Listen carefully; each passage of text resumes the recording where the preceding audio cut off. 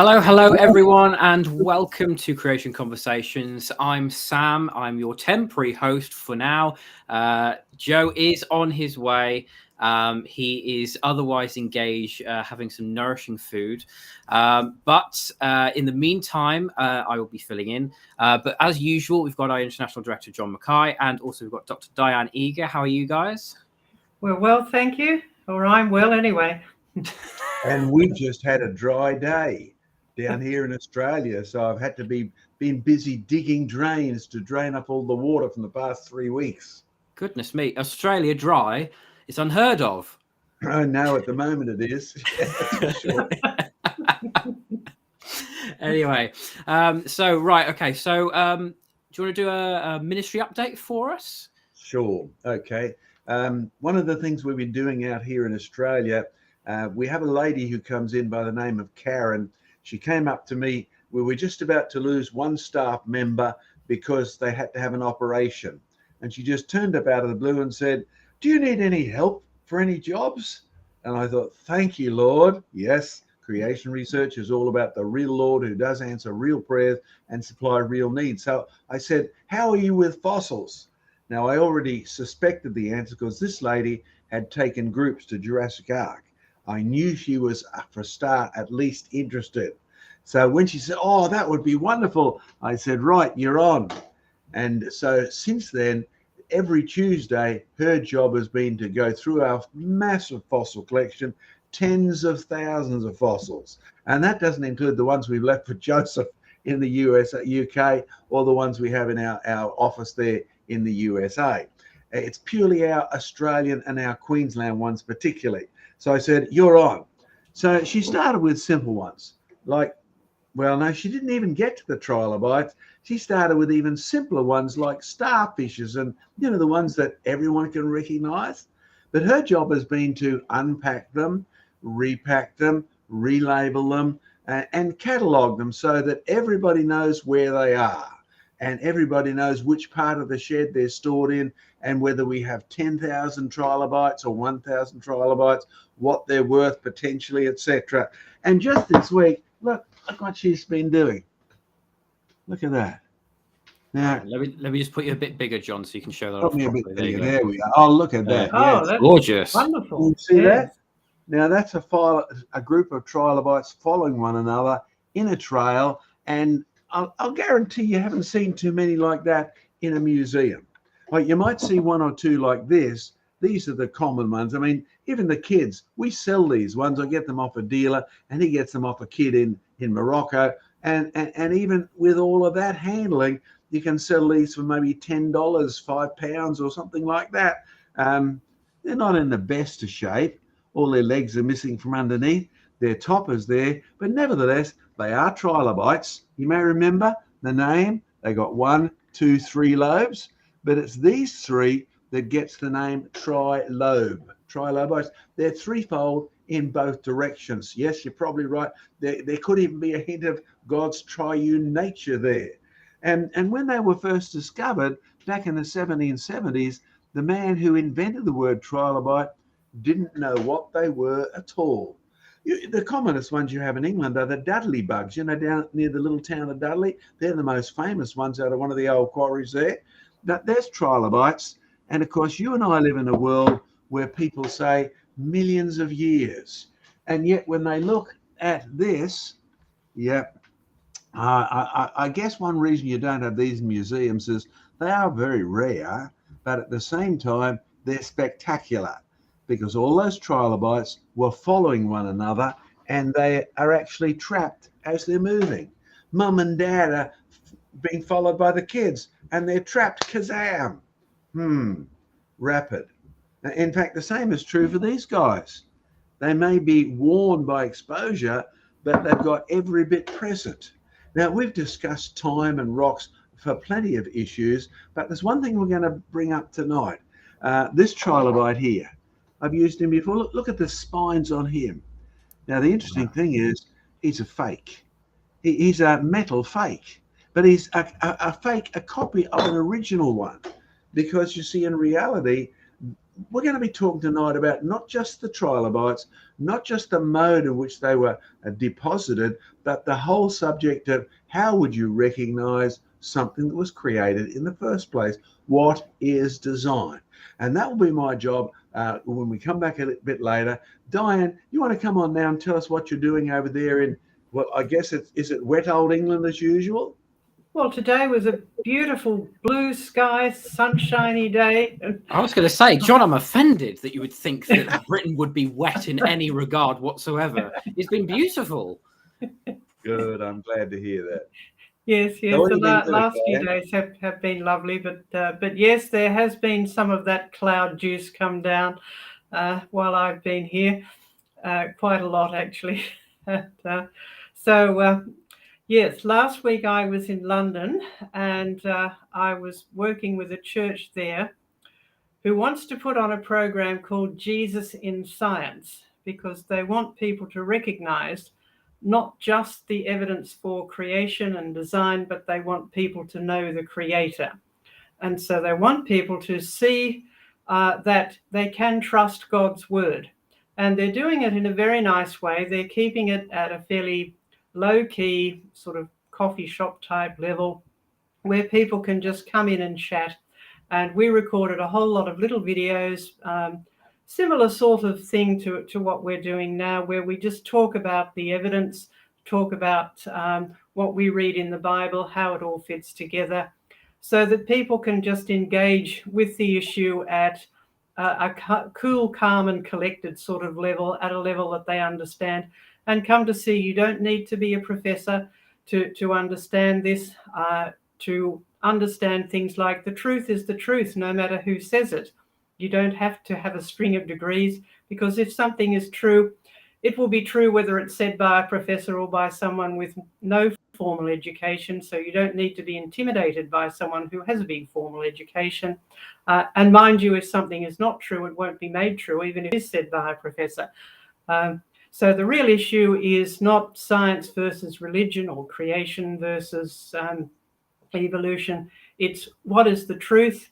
And of course, the truth is not just a concept. The truth is also a person, the Lord Jesus Christ. So I've was involved in helping them make video clips that they're going to use as part of this program, where they'll have their church open for displays and discussion and use these video clips. And they'll also put some of them online. So eventually you might get to see bits and pieces of them.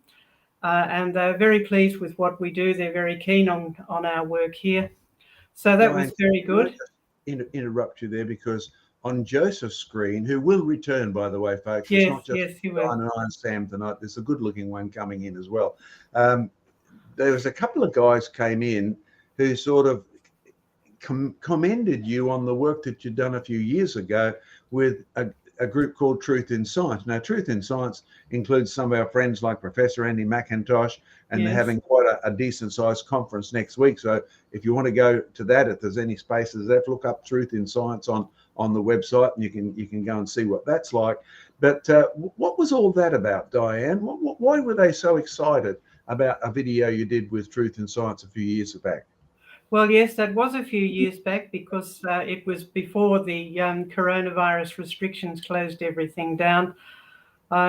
And Truth in Science were working with another group that we've worked together with, who have a internet TV program, and they're based up in Scotland.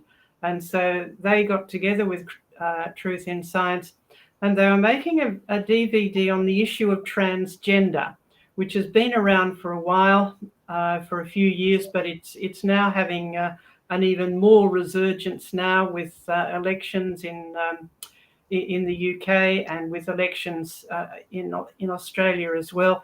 And it's becoming a very prominent social issue, and that Christians, and particularly Christian schools and all schools, are having to deal with. So I was interviewed as part of that about some of the scientific basis for it. The same DVD has interviews with medical people and social people who work out in the community with various social groups. and support groups, and deals with the whole issue, not just of the biological aspects of it, but some of the social and family aspects as well. So it's a very good DVD called The Transgender Agenda. Yeah, well, we've just had elections out here in Australia, as you know, Diane. Being an Aussie overseas for the moment, you have to put your vote in by postal vote before you left, I believe. I put my vote in before I left, yes. Well, to give you some good news, in our electorate here, congratulations to all the Christians and the Conservatives who managed to get a Christian re-elected. It's a rare event here in Australia, but in our electorate here, we happen to have a Christian who stood and was elected. So congratulations to Henry. You've got our support there. And we do want to see you taking a stand on issues like, how do you recognise sex anyway? That's a question that politicians are refusing to answer now, because they know it'll get them into trouble with this part or that part of their electorate. But it does need to be stated. And Diane, well, you're a woman, correct? Yes. Oh, that's good. So you've got a fair idea of what a woman is. You could define a woman even in biological terms, correct? Yes. In fact, we had a question sent into our Ask site, that particular question, because a couple of years ago, some politicians were asked to define a woman and they couldn't. And then that happened again recently in the UK. Yes, so it seems like politicians have a hard time defining a woman, but we have no trouble. And that's because, well, for a start, we know our biology, but the real basis for that, of course, is in creation. It's in the scriptures, it's in Genesis, and that's why we got involved. In case you're wondering, how did we get from creation research and creation conversations to transgender? A lot of people want to address the transgender and all of the gender politics issues at that cultural level, but they won't find any answers until they go back to the origin of it. And the origin of it is very clearly in creation and very clearly set out in Genesis. And that's where, if Christians and schools are going to have any impact on this issue, that's where they need to go. Sam, I believe you've had some good news as regard to jobs and all those sort of things this week. Yes, I have. I can officially announce that I have been offered a new position that is a remote position. And I will be starting at the beginning of July. So that's very exciting. I had the interview today, and I sat down, had the interview, and for the first time ever in my life, they offered me the job then and there, which was that's never happened to me before, and I am on cloud 9 right now, and I'm all smiles and joy. So that's I'm so thankful and grateful to God for providing that opportunity and for coming through for me, which is good. Yeah. I've been praying about that.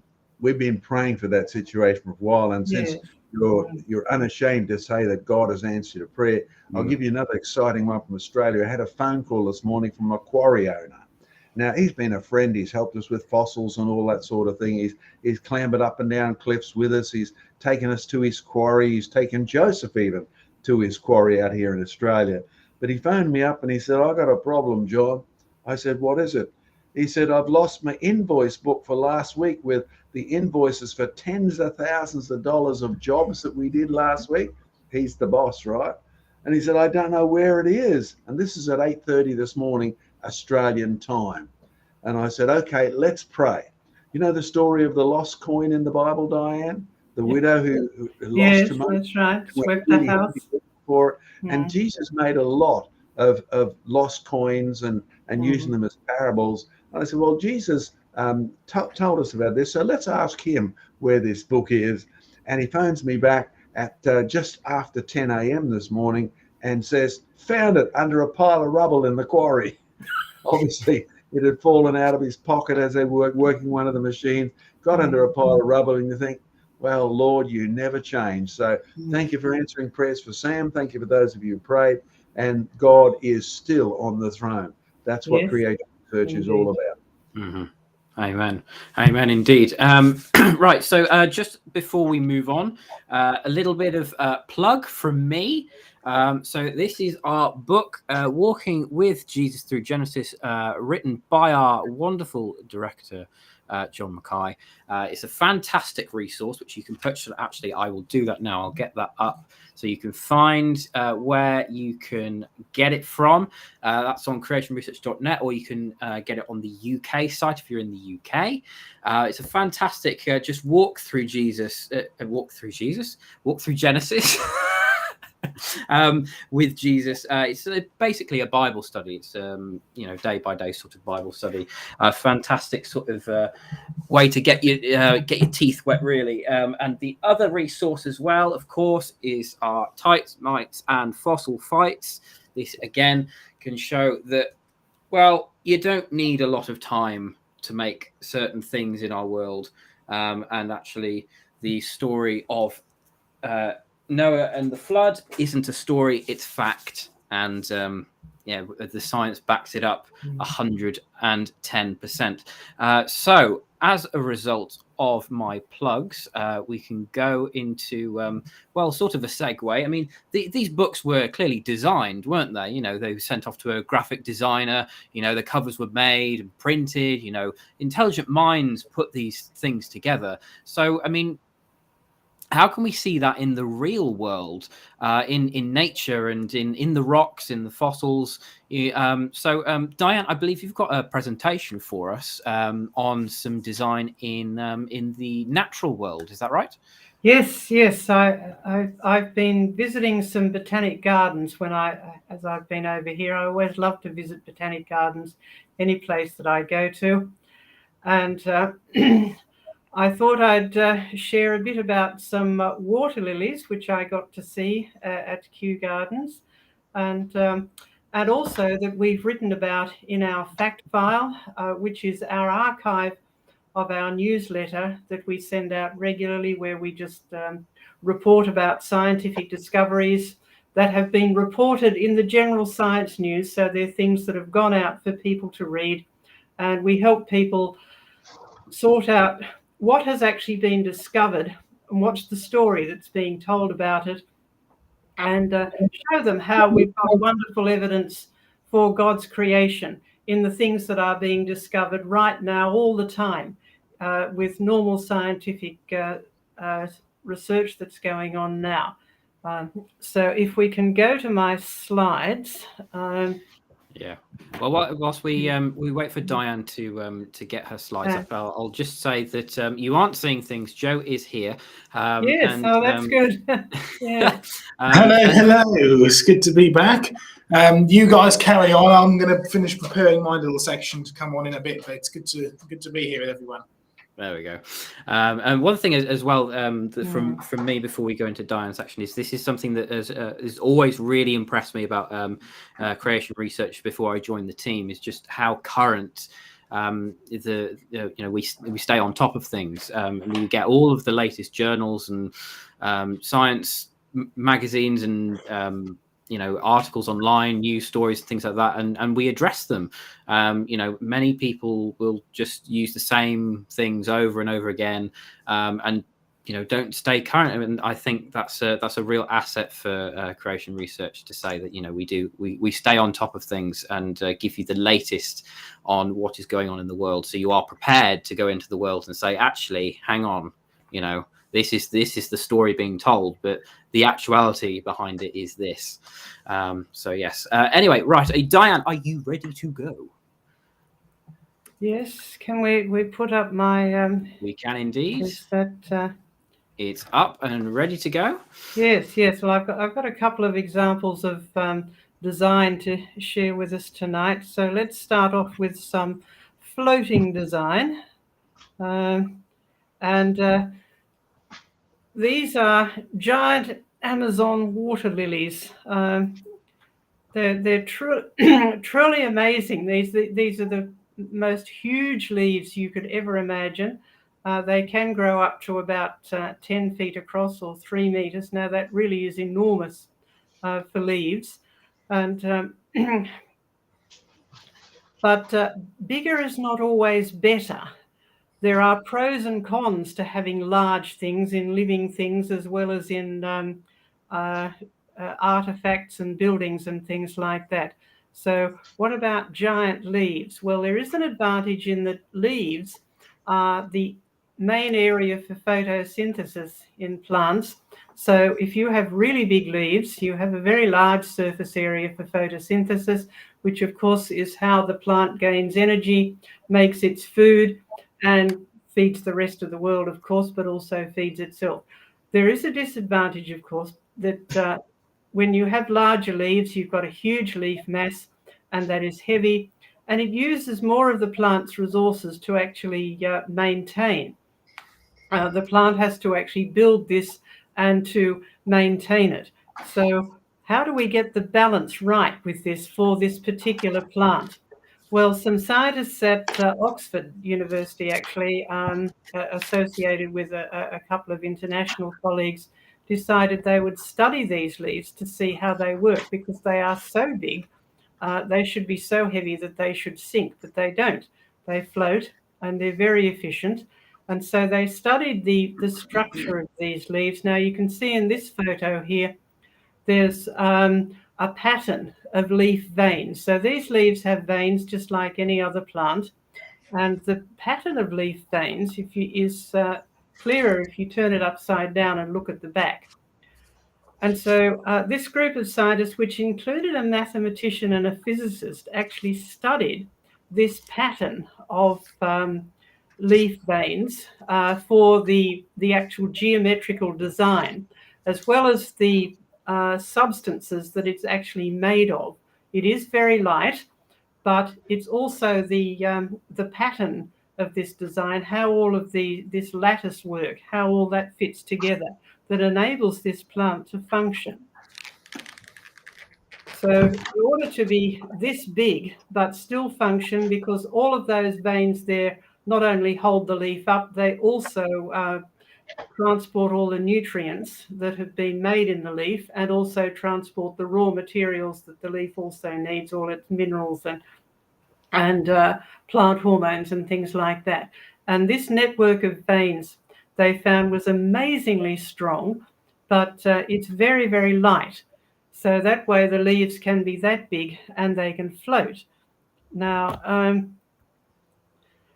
when you have leaves that are this big, these are growing in a glass house, of course, so they're well protected. But normally these things grow in rivers. They are called Amazon water lilies because they grow in the Amazon, where there's a lot of life. There are lots of wading birds and lots of water creatures who are going to be blundering around in the water and could easily damage these leaves. So they do need to be able to cope with that.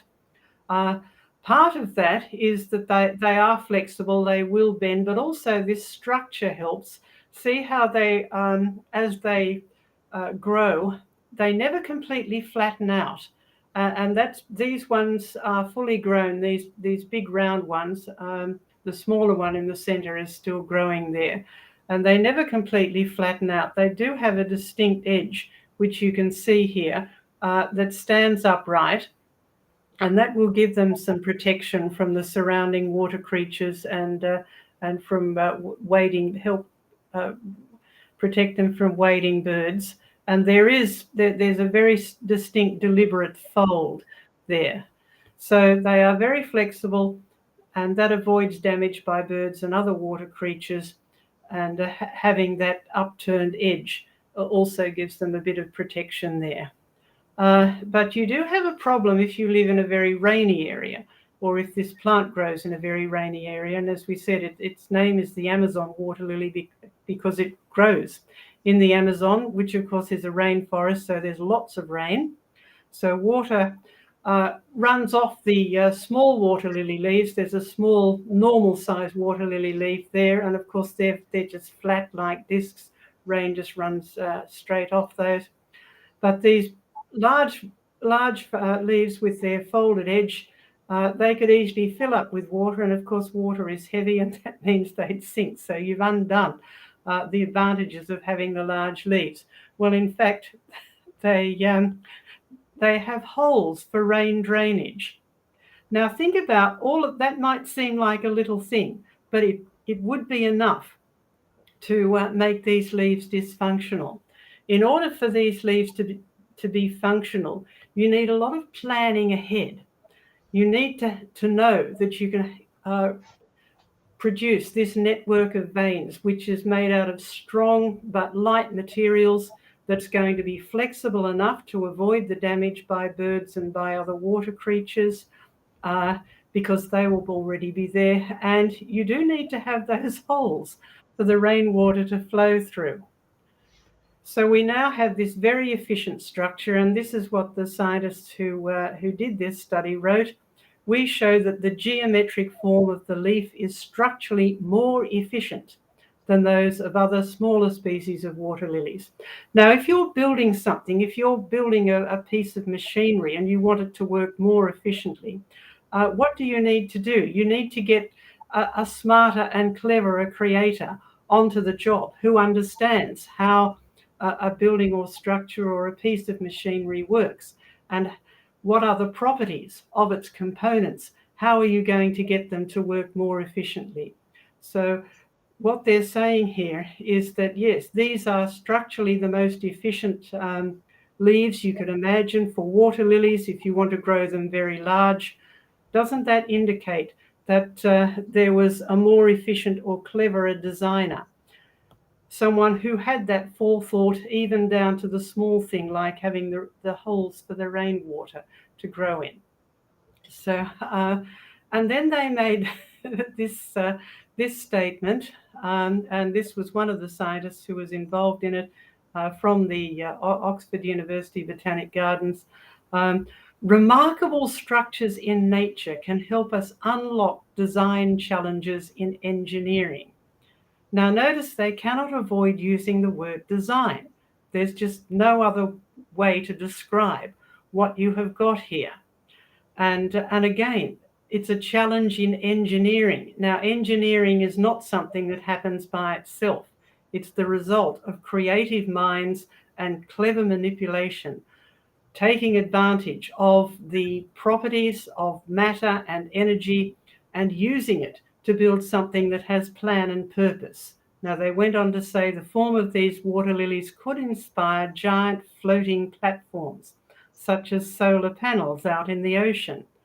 Well, that sounds like a good idea. If you want solar panels out in the ocean, they're going to have to cope with the sort of problems that the water lily leaves grow out in the real world, where there's water moving and where there are other living things. But notice their last statement there. There's a lot we can learn from leaves. Well, there's a lot we can learn from studying leaves, but is it the leaves themselves that built this? I think we need to look at these leaves, and yes, there is a lot we can learn from them, but there is even more than we can learn from the creator of these leaves. Because when you see something like that is the result, that is brilliantly designed, and they admit this is design, this is engineering, you should be thinking, well, we're really learning from the designer and the engineer, not from the leaves themselves, because the leaves didn't make themselves, and the evidence is clearly there of plan and purpose, of forethought, of clever manipulation. So if we can come back to us now, Sam, if any of the others would like to add to that. I know that you have water lilies growing in your pond, John, and your garden. I've seen that. I've taken photos of them as well. You don't have any of those giant Amazon. No, we certainly don't. We wouldn't have much room. The ones that you've got. Yes. What I do find interesting is many of the smaller birds actually use them as resting platforms. Yes. They will land on the water lilies, go to the center, otherwise it becomes unbalanced because they're only sort of about that big. Yeah. But if they land in the center, it actually supports them very, very well while they're down on the water. They're unlikely to be attacked by any birds above, because the birds know if it dives down, it's just going to go straight through the leaf and end up a bit of a wet head. We've already spoken about the water lilies having heating from their flowers, so the bees have a resting platform as well. So there's wonderful evidence of superior genius in actually solving problems that wouldn't have existed anywhere else except on the water surface, where the bee's going to cool down, where the little bird needs a bit of a break as it flies across a big lot of water. And that involves pre-planning, as you've said so well so many times. And you have to say, unlike Richard Dawkins, I mean, let's put my glasses on to try and see this. Oh, there you are. Yes, you're looking a bit better here. And Richard Dawkins is famous for his claim that it's the invention of glasses that proved the world wasn't created, because he said, my eyes were designed, why do I need glasses? And of course, when we're dealing with creation and design, we always make the point, and you do as well, that the Bible just doesn't talk about creation in perfection. It talks about sin coming onto the planet and that original perfection degrading, right? So you have to take the whole picture. You can't just take the lovely bits. You have to take the rest of the story and say, here's what sin did. Look how it's shown up, even in the mutations in maybe say COVID, right? Or all those sort of things. The world goes downhill. So thanks, Diane. Great illustration, great pictures.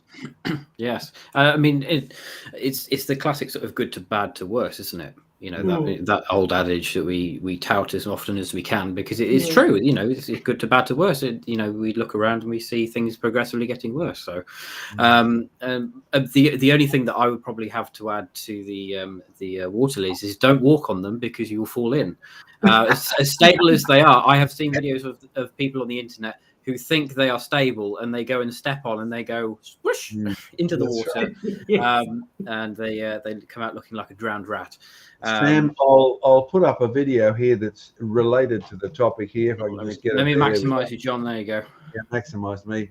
That's one we did a few years ago, from Skyscrapers to Stone Age. Forgive the plastic reflection on the cover here, but it's available as an MP4 and also as a streaming, The Devolution of Man.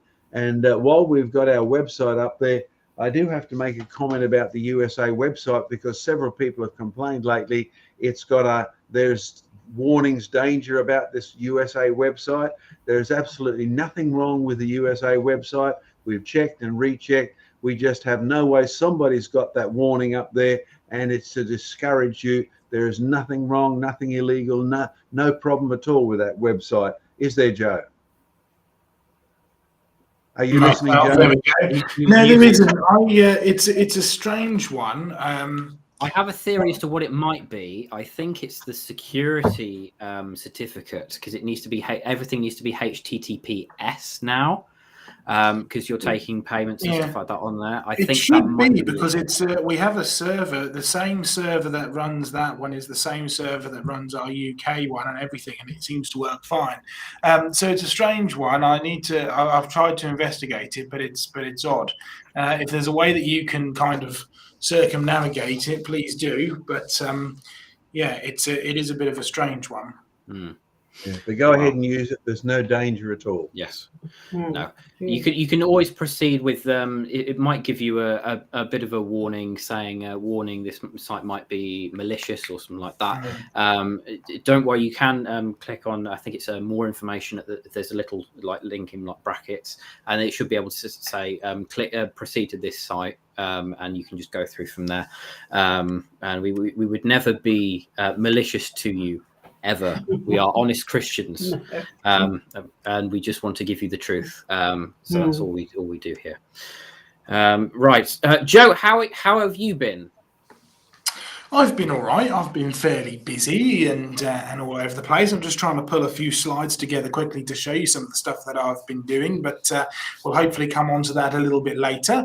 I've been in London. I've been doing some interesting investigations in the British Museum's new display on Stonehenge. I'm currently in Reigate. We've got a great conference happening tomorrow, so busy preparing for that as well. We're staying with some wonderful hosts at the moment, which is why I wasn't quite here at the beginning part. But there's a few interesting little comments which I'll make in a little while when I've finished pulling all my slides and stuff together. But it does have a lot to do with this book here, Understanding Hieroglyphics. I actually grab that. Do you want to hold that back up again, Joe? Hold that back up again for a second. You won't maximise. There you go. Understanding Hieroglyphics. It's a rather interesting book, which I picked up from the British Museum just a few days ago and started reading through. And there's one particular interesting thing where it talks about their sun god Ra or Ray, and a bit of interesting about why he's the sun god and what it means by being the sun god. And we've actually picked up a little scarab beetle, an ancient Egyptian scarab beetle for our museum collection the other day. And I'll talk a little bit about that as we go. But other than that, it's been pretty good. Sorry I wasn't here from the beginning, but I was sort of just able to listen in. I mean, where are we going now? Have we got some more stuff from Diane? Have we got some more stuff yes, from John? We're all good. So you carry on, Joe. You carry on doing what you need to do. Yes, this sounds interesting. But yes, so what we're going to do, I believe, is we're going to do your second presentation, Diane. So we'll give you a little bit of time to get that up if you want to start getting that up for us. So what we'll do is we can I can take off the previous one so you can. Oh no, hang on, it's come up. No, that one should have. I was going to fill time, but I don't need to now. So all right. No, the next one should be ready. Yes, there we go. Flying design. There we go. Yes, all right. So that's ready when you are. We've had floating design, so now we can have a look at flying design. And this is about dandelion seeds, which were found to be using a method to fly that researchers thought couldn't work in the real world. Now, there's a challenge, isn't it? So now I've been staying with some friends here who have a lovely garden. And of course, they're fighting a losing battle. Oh, not a losing battle. They're winning, actually. But it is a constant battle with these things. Now, while they're like this, they're not a problem. You can actually pull them up one by one if you are of a mind to. Some people actually cultivate them. They are edible, and you can make edible products from them. But of course, once they are fertilized, they will produce a whole heap of seeds, and you end up with this sort of effect. And of course, then along comes some child who thinks that this is good fun to blow on one of these. And I can remember doing this during my childhood, and I dare say I annoyed the local gardeners for doing so. You blow on one of these, and a whole lot of bits all fly out and float away. Now, it turns out that they have a particularly clever way of actually flying. It's not just the force of your breath that pushes these up in the air and enables them to fly quite a long distance that cannot be explained simply by the mass of the seeds. And so the structure of dandelion seeds is interesting. The seed is actually that lump at the bottom, but it's attached to a sort of structure called a pappus, which is a bit like an umbrella skeleton, but with a lot more components. But it's an open structure like that that literally does help it to fly. So let's come back to this statement that we reported on in our fact file, in our newsletter, and then was archived on the fact file, so you can go back and read all of the details about this. Dandelion seeds fly by a method researchers thought couldn't work in the real world. Well, we live in the real world. God is the God of the real world, and therefore some scientists quite rightly took up that challenge and said, well, the scientific approach is to do some more research and find out how these things do actually work. And it turns out the key is what's called a detached vortex. Now, a vortex is simply a mass of circulating air, like a small rotating mass of air. And these are important in flying.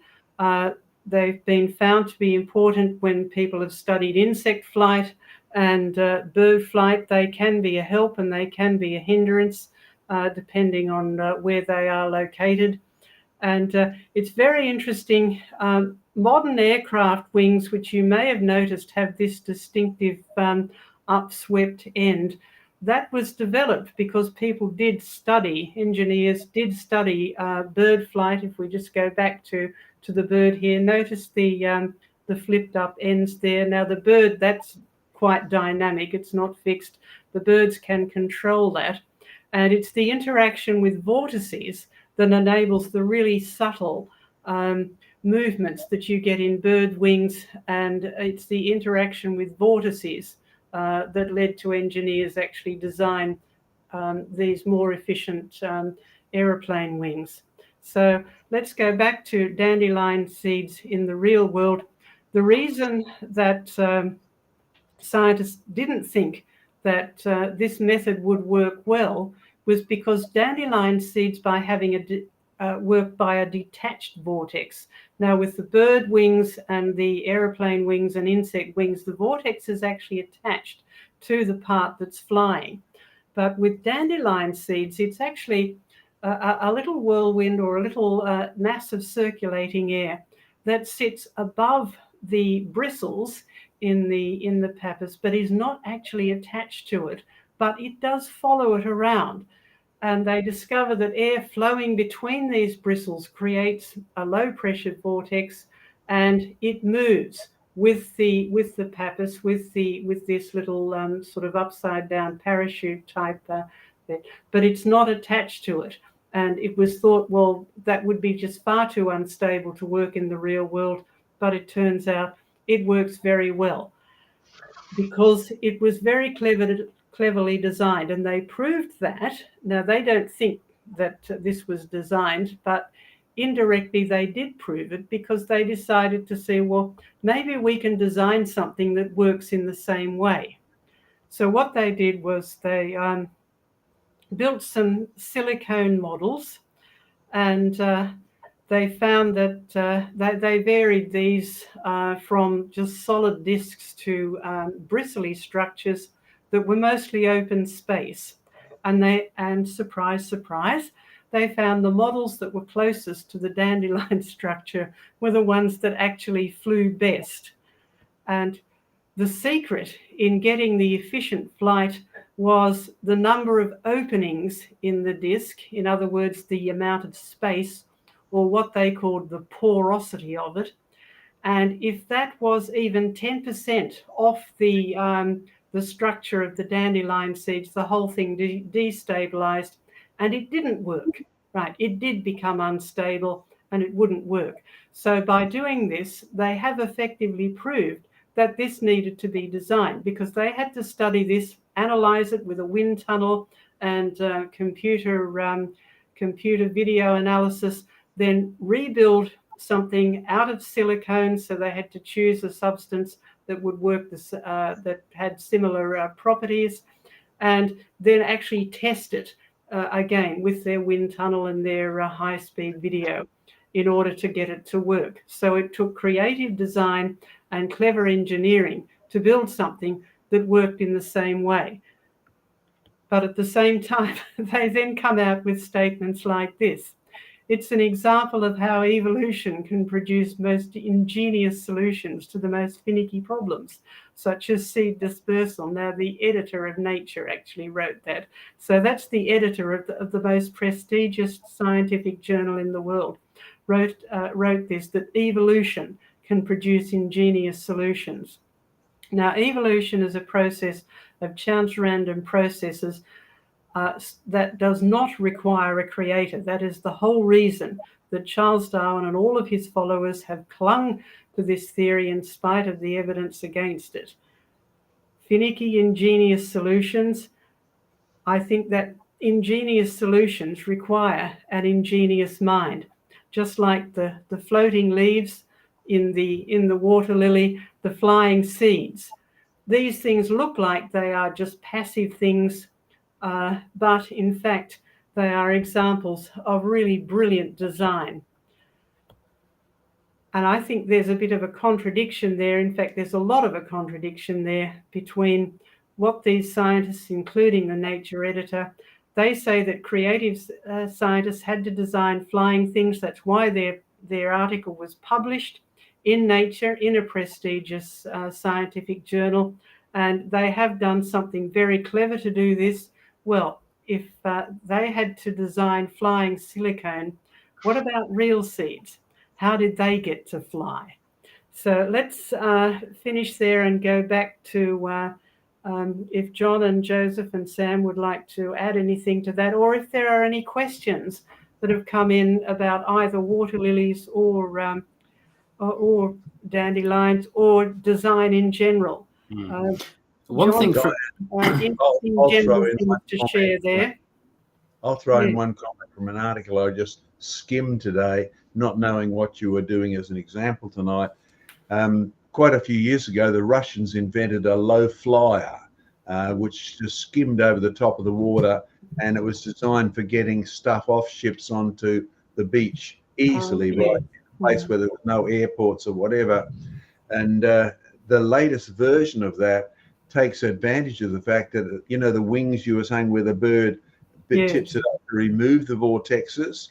Well, this plane apparently works by making use of the vortexes at the end of the wings to actually lift the plane up. And it only works at a certain distance above the water. After that, the vortex dissipates, or I Yes. can't remember the exact terminology, but it was a good example of creative use of a process that's already there, but it needed the creativity to build it into the design. So you didn't tip the wings up, you didn't do anything else. You took advantage of the process that was there. But of course, the dandelion didn't take advantage of it. It was built with the purpose in it because somebody knew there was that vortex effect, even if we didn't. Yes. Yeah, one thing from me as well that some people may not know is that dandelions, when they're in their seed form, are actually hydrophobic. If you dunk them upside down in a glass of water, it'll sort of compact slightly, and you can bring it out. It's all perfectly dry. So yes, that's to do with the surface properties. So yes. there's yes. But yes, we did have a comment on the water lilies. If I can find it again. Water lilies reduce algae growth too and give shade to fish. Yes, indeed. And that's another important aspect of design that we like to talk about at Creation Research. It's not only the design features that we see in individual living things, it's also the design features we see in how living things work together. And that's very important. And that's a good example of how the Lord had to make things, whole ecosystems that were already working together, because nothing in the living world works in isolation. That's something we say often, and we'll keep on going and saying it, because that's a design feature as well. So good comment. Yeah. Yes. I will throw a question back to that person or anyone who's listening out there. I had an interesting request yesterday from a pool owner who wanted to know, is there a biological means of keeping your pool clean? And the conversation meandered towards, well, if you have fish in it, if you have algae on the walls, if you have a biome of some sort, when God invented water, he obviously had in mind the fact that he didn't want it to get dirty, right? He didn't want it to become unclean. He didn't want it to become a health hazard, right? So there has to be a solution to this problem. So you can sort of walk into your lounge room and you have a glass-walled swimming pool. You might have a swimming pool in the middle, and you can swim in there and your water can recycle from the biological one into the human pool. But I didn't know what the answer was. I know it sort of works as a permanent solution because I made a serious error. I had our school science guy set up an aquarium, and then he and I forgot about it for 2 years. He'd put bugs in it, he'd put snails in it, he'd put all sorts of things. And of course, I came back expecting all the fish to be belly up and dead and floated down, sank down and rotted. But they were doing quite well, thank you. So there was obviously a minimum size and a minimum content that was self-replicating. And so we didn't have enough data to actually comment on that. But I suspect it actually is possible, which would mean you could get rid of chlorine, you get rid of all of these things, right? And if you're into vegan pools or totally organic systems, this might be a way to go. So if any of you have any ideas out there, email us. We'd be interested in seeing what your comment is, if you've had any success in a biological control for the cleanliness of your pools. Interesting. Creation research, up to date on all the latest research to do with pools. Get your glass see-through vegan pool from us. Yes. Right, folks, how are we doing?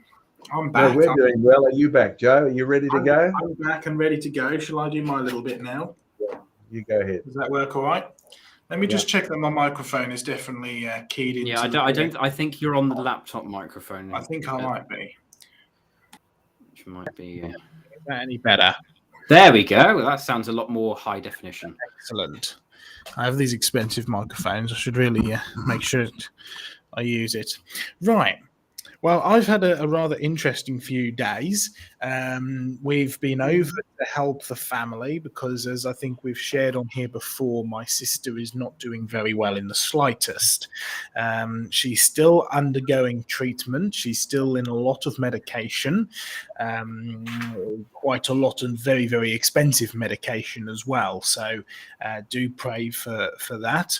She's having to travel between different hospitals and the like, and she's struggling, as is the rest of the family. So we went over to try and help where we can. They can't go out of the house. They can't go in anybody else's house. We had to stay 12 foot away from them at all times, get them some shopping and stuff like that. And they had to wipe it all down with anti-bac stuff. So pray much for my family, and I would greatly appreciate that, particularly for Esther. Her name is. So we've been over and helping the family and sorting some of that out, but we've also been down to London because I do a little bit of work with some consultant work to do with fossils, making sure fossils are real and everything else. So I've been down there, and while I was down there, I thought I'd pop along to the British Museum because I love the British Museum. It's wonderful, right? It's got some fantastic pieces on display there, as well as some fantastic evidence on display. So we'll go down there and check that out. And they also had a rather special new exhibition on Stonehenge. Now, I think what would be worth doing is pulling a whole thing together on Stonehenge because, well, I mean, it was called Stonehenge, the Wonders of Stonehenge or something like that, but it actually went well beyond Stonehenge. It looked at the whole of the antiquity of man, shall we call it, from around Northern Europe, and it was rather fascinating, including some rather interesting connections between stuff that's happening in Britain and stuff that's happening all the way over in Japan. Now, this is a time of history where people were supposed to be sort of post-dumb brute, but still not very connected, evolving as they go, isolated into little groups, no major trade. And there were some interesting little things that you actually began to dig down into and discover and find out. But in particular, I wanted to go and see this to see a few artifacts that have got some interesting connections with what we do here at Creation Research. Before we get into that, though, I'd like to introduce you to a new artifact that's now in our collection. And John, you might be interested in this as well, so pay attention because we've done a little bit of research since I told you about it. Let me just pull it up here. All right, hopefully you can see that up there on the screen now. It's a little tiny scarab beetle. Yes, we have some great connections within Creation Research, and this is a genuine Egyptian scarab beetle. It's a bit of a funny shaped one. It's got some holes. It's got some things that look like wings. It's got some squiggly wiggly lines on the underneath of it. Well, I wanted this one in particular because all these little squiggly wiggly lines mean something rather special. I already mentioned this rather interesting book called Understanding Hieroglyphs by Wilson. It's a layman's book, but it's a good book to sort of give you a background into hieroglyphs and how they actually worked. And in the second chapter, it talks about names. In particular, it uses the example of the sun god Ra.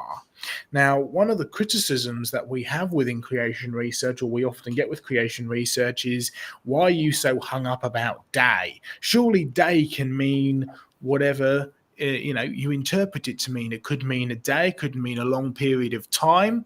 And you've got to really think, well, all right, in today's world, day has many, many meanings. And in the past, the Hebrew word day could have different meanings. But what we really need to be asking is, what did Moses understand it to mean? And we did a presentation on part of which John did some great research along with our expert, John Osgood, into what the word day meant at the time of Moses, specifically connection with the sun god Ra. Now, Ra is interesting because he actually comes in many different forms, or so the ancient Egyptians believed, and actually talks a little bit about this in this book. The supreme solar deity was Ra, the god of the sun at its height, the book says. This is on page 17, by the way. The supreme solar deity was Ra, the god of the sun at its height. He was commonly portrayed as a man with a falcon's head on which the sun's disk was worn as a crown. See, the idea was that Ra, the sun god, would travel from one horizon to the next, carrying the sun up on his head. The creator Atum was also associated with the god Ra and with the sun, often being named Ra Atum. This is a different form of Ra. He was the sun, and its descent from noon to sunset in the west, especially in the dangerous realms of the underworld, through which he had to travel each night to reappear at dawn the next day. In other words, we're talking about two gods that represent essentially the same god, but they are representative of the day, the cycle of the day. Ra, the chief god, brings the sun from the morning up to noon. Ra Moon takes it down the other side, and all of these together, it says here, the sun rising and setting was the Horus of two horizons, seen as a soaring or a diving falcon. The sun god who was seen to ascend to the morning sky was represented by a scarab beetle pushing the sun before him as the insect rolls its ball of dung. In other words, the way that the Egyptians understood the sun, the way that they understood the day, the way that they understood the way that the cosmos worked was based around the chief god Ra, represented by 3 or 4 different individuals who looked after the sun at different periods of the day. And the day was considered from when the sun went up, it went down into the underworld, back round and up again. And it was looked after by these 4 different deities, which were represented by the one chief deity, Ra. And what we have is an accumulation of all of this on one single scarab beetle. Here's some diagrams for you. On the top, you can see the Ra disc, the crown of Ra, the representation of the sun. On the back, you can see the wings of Atum, which is the falcon one that would take the sun from noon down into the underworld. And you also have the scarab beetle of Khepri, which represents the looking after of the sun in general. Finally, on the underneath, you have a symbol of the underworld. In other words, you have representation of morning, evening, the sun moving from horizon to horizon, being looked after the different gods. Here you have a scarab beetle, which represents a day, and it is connected to celestial bodies. It is connected to the earth turning round, or as the ancient Egyptians believed, the sun being carried over by the gods. There's no doubt about it. This scarab beetle, in connection with Egyptian cosmology and Egyptian sort of theology, if you like, polytheology, is a literal interpretation of a 24-hour day, something that would occur every day. This is what they believed. So yes, Moses certainly knew what day meant. Moses certainly, who grew up being taught all of the Egyptian mythology and cosmology and belief system, and you can see this all represented in one single scarab beetle. So it's a great new addition to the creation research collection, a whole scarab beetle representing a day, something that Moses would have clearly understood. And you know for sure that no ancient Hebrew, when Moses wrote, and in 6 days God created the heavens and the earth, would turn around to Moses and say, "Excuse me, Moses, what do you mean by the word day?" It was clearly to be understood as a literal 24-hour day. So there's a rather interesting little connection for you there. All right, let's have a look at some pretty pictures from the British Museum. This one struck me. John, I wonder if you can notice what's special about this. It's an axe, one of those axes. In this case, this isn't a hand axe. This is be fitted into a large branch, which would be used as a handle. This comes from Africa. And can you see the wonderful fossil sort of running down the middle of it here, the big Orthoceras nautiloid fossil? This isn't certainly the first time that I've found. Sorry, say again. I certainly can see it. And yes, this isn't the first time I've seen fossils incorporated as part of hand axes. I've seen some of the flint ones from Norfolk, which have got some like little fossil shells and stuff, which they certainly seem to, recognize that this was special and actually almost make them a feature of the hand axes. So there's a fun little interesting one. Here's some more pictures from the British Museum that I took. I mean, John, can you see what the Egyptian's holding there? I mean, it's a funny curved throwing stick, and I think you have a name for these funny curved throwing sticks in your country, don't you? Yes. I remember when we were doing the Origin of Races DVD, we had to pay the British Museum £1,000, and this is 30 years ago. So £1,000 for the privilege of just filming that and showing people that boomerangs did exist everywhere. And they weren't the first. I mean, you find them in Poland, you find them everywhere. Aborigines in Australia are the last people to keep using them. Absolutely, yeah. So there you go, curved throwing boomerangs from ancient Egypt. And of course, this rather spectacular display, the sun disk, which also rather interestingly has connected to the day as well. I mean, it's a famous piece from Germany. It's absolutely beautiful, stunning. The gold is made from gold from Cornwall. The bronze is made from ore in Northern Europe. Bronze is, of course, made of tin and copper. But let's just pull up my little, where's my thing gone? Here we go. Let's get a little pointer up here. You've got another little connection to the day because you see this curve here and you see this curve here.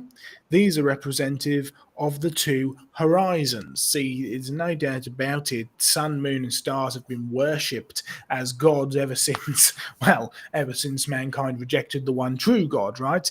But it's amazing how intricately the beliefs and religious beliefs have been associated with sun, moon, star, celestial bodies, the things which God said were for times and for signs and for seasons. And this seems to be not only a calendar and a predictive calendar, but also something that was revered as a thing of worship. But it has connection to the day as well, because you have the two horizons on the east and the west, which the sun and the moon would travel between. And of course, that happens in a 24-hour cycle. So there's a rather little interesting connection as well. Okay, finally, this is what I really wanted to see. You can see a large block, sort of triangular block behind me there with some funny squiggles on it. Here's a picture a little bit closer up. You see all the little triangles, the little squiggles and the little wiggles. Well, I actually saw this block first of all in my British Museum magazine, which came through a few weeks ago, and I excitedly sent a photo of it over to John. Why? Well, there it is close up. Take a good look, particularly at these ones down here. You can see kind of like they're almost just crude V-shaped type of things. Here's some more of them over here. Nice and close. Yeah, pretty clear. And here's one that John Mackay found. Yes, this isn't in Scotland where the big block was found. This was down at Ostcliffe underneath the Severn Bridge, which you can see behind John there, down near Bristol. And you can see a rather lovely thing which he found. You can see it's a good photograph of it there on the right hand side. There's comparison side by side. There's no doubt about it. We're looking at the same kind of old Mesolithic artwork, commonly referred to as prehistoric arc. So a fabulous find for creation research, which we sort of guessed that was what it was when we first found it, but it's taken a few years to absolutely confirm it.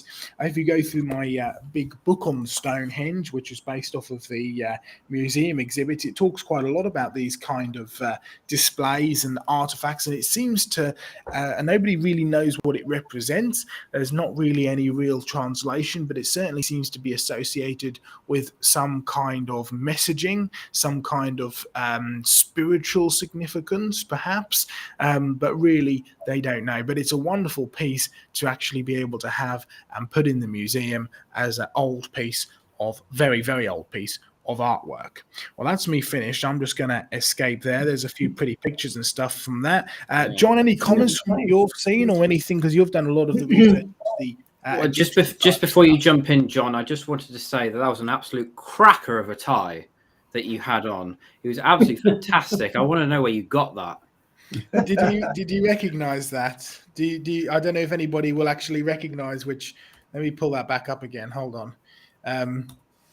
You're talking about the tie that I had on in the British Museum. Yeah, it looks brilliant. Okay, hold on. Let me pull it up. I actually got the tie from the British Museum. There we go. Anybody know what that's representing? Hang on, let me put it full screen so I can see it properly. Right, okay.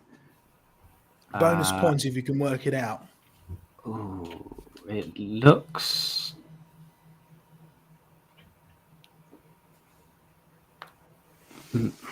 Mesopotamian?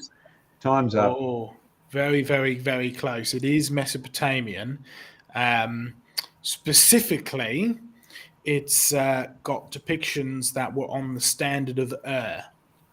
The standard of Ur obviously has a biblical connection because Abraham was called out of Ur, or Abram as he was back then.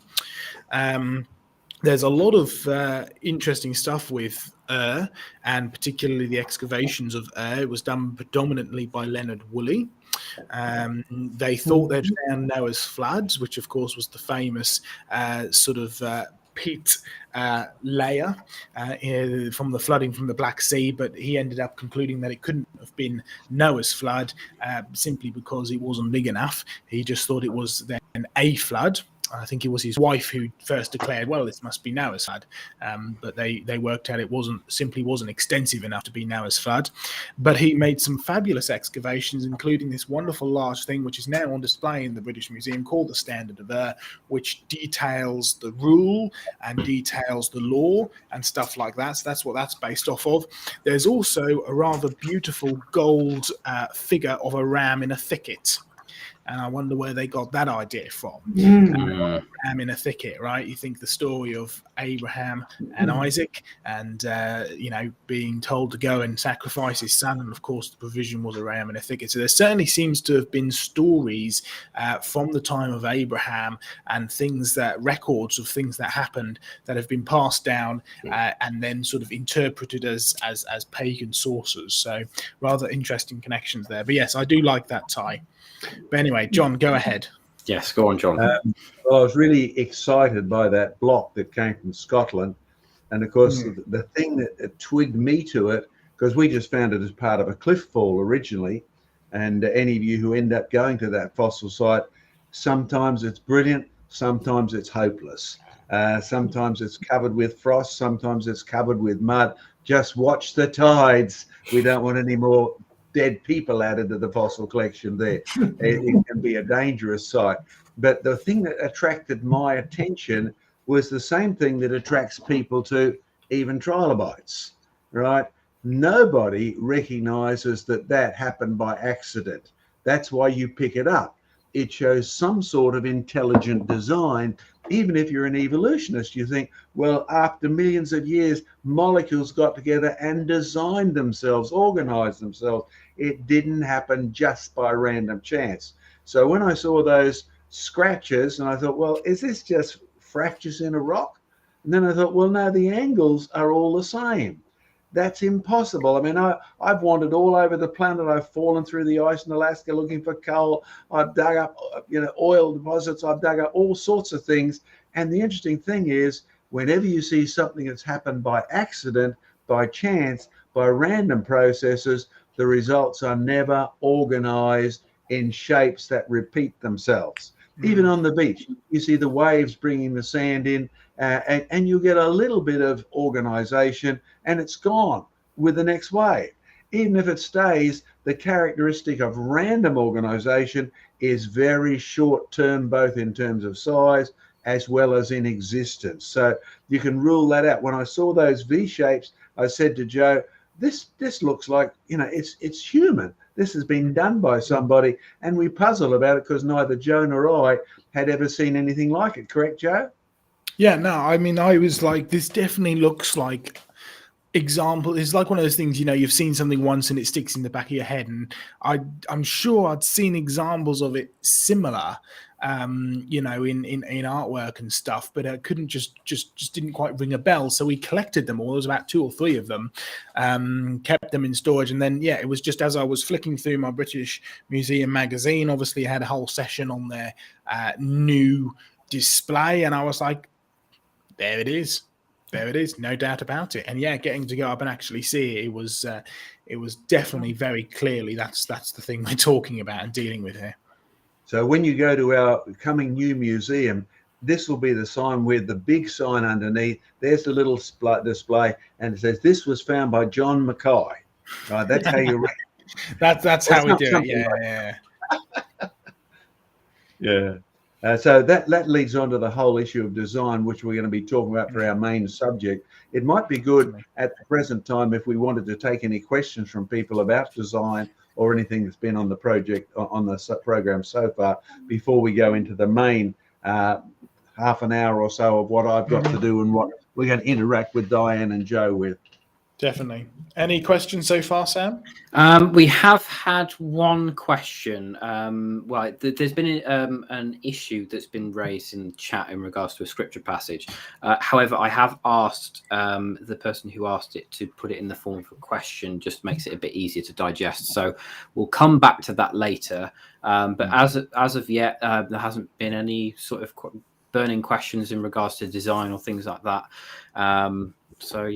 That's. I mean, over to you, John, if you want. All right, well, let me just jump in very quickly and say, give you a bit of an update as to what we're doing over the next couple of days. So after leaving Norfolk this morning, we drove down to Reigate, which is sort of south of London a little way. Over the next couple of days, we'll be doing a conference with Truth in Science. Based in Reigate. It's free. It's open for people to come. So if you're available to come, do come along. There's some great speakers. We'll be there, representative, obviously, on books and DVDs and the like. I'll be doing a few of the sessions with the kids as well. So fun. So I'll be there over the next little while. But also remember, our convention is still coming up. Things are picking up speed for that. We've still got a few spaces left. So make sure you book into that as well as we go. And Joe, how do they find out information on that? It's on Truth in Science website? Or if you just, on the Truth in Science website, you'll find it there. And you'll also find information of the convention on our Creation Research website. So it's Truth in Science UK. If you put that into to Google, you'll come up. It's up on their front page. So do come along if you can. It's based in Reigate down in south of London. And surprise, surprise, they'll be dealing a lot with the issue of design, correct? Absolutely. So we're gonna sneak a mile ahead and get in on this subject first. So let me bring up a beautiful flower. Many of you know that I love orchids, right? Now look at that. That's beautiful. Now just before this show, I went out and I picked this one. Okay, Diane, you've seen my orchid house. What's that? Yes, that's an orchid, a Cattleya. Yes, it's a lovely orchid, beautiful. That's right. But the interesting thing is, this is fake. This is real, right? I've got to keep it getting it straight because I'm upside down here in Australia. So finding where down is sometimes a difficult problem. So there we are. That's real. And this is made of silk and wire and plastic. Now, we're going to deal with the issue of design tonight. And we're going to try and help you understand what this is, because you deal with Dawkins, you deal with Attenborough, you deal with the skeptics in America, you deal with the atheists, and often their comment is, but you haven't got a definition of design. This is not a scientific term. And yet, as Diane already brought up, here, look at the way they use it in even discussions of water lilies, right? They will use design over and over again. So perhaps you'll find that the word is widely used and widely understood because you can see it. even if you can't come up with a word by word, blow by blow definition. Perhaps I'll help you with one thing, because I've been criticized by saying, but you're talking about design and design involving information. What's a mathematical definition of information? Well, perhaps this might help you. There's my iPhone, correct? Oh, I've got 3 messages. Perhaps I better look up and see what they say. Now, iPhone, Sam and I had a good discussion of this, because it occurred to me, I'm going to talk about this. What on earth does the I stand for? Because if I go to a shop and I want to buy an iPhone, they know it's different than a different sort of phone, different than one of those analog. Well, no, I guess, well, it is, isn't it? So, but what does it mean? So Sam said, perhaps it's I as in me, the selfish sort of version of I. And so I went to the world famous source of information, Wikipedia. It's got a reputation, hasn't it? And it said it originally just stood for the internet phone. And then over the years, even the inventor of Mr. Steve Jobs has changed his mind a few times till now it really does represent a me phone, the iPhone, the one I use for me. Okay, and whatever else is official out there, we could probably find it. But the one thing that's interesting is I can turn it on, I can go to search, and I can find something. I can get information. Now, most of you probably would have trouble. What is information? Is it a drawing? Is it like those sticks figures that Joe showed? How do you define information? Do you take a pencil and write this like that? What is information? What is design? They're actually very good questions. Well, I'll help you a little bit. You see, I really do like orchids, and I grew this one. I've been growing orchids for a long time. Perhaps this might help you.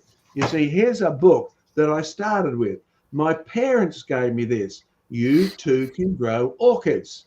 Now, if you're an English reader, you've got some information from that.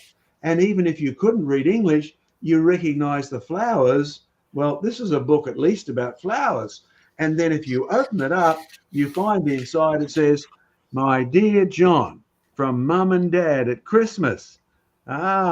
Wishing you a wonderful, happy day and a real help with your new hobby.